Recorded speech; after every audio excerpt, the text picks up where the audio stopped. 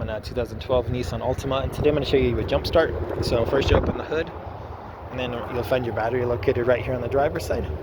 From here, you've got your positive terminal and your negative. And you can always double check that too by looking at the battery. There's a negative sign under here and a positive sign right there. Next I check for any corrosion that needs clean off. You could use a brush or a rag.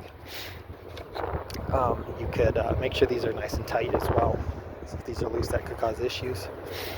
And at that point, you can connect your jump box or your jumper cables, the metal clamp, your positive directly to the metal here, your negative clamp directly to the negative terminal.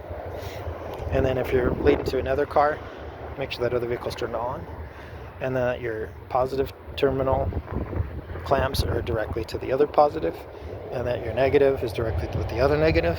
You don't want to cross them by mistake, because even just a few seconds of that could potentially damage your computer systems, fuses, things like that.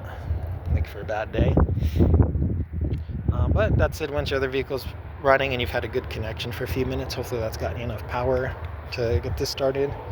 And if you've been trying that for a while and still not having success, you might need to replace this battery, which you could do by just loosening these terminals to disconnect, loosening these to get rid of the support bar, all that, so this battery is free, so you can lift the old battery out, stick your new battery in, and then just reattach and tighten everything, and then you should be good to go.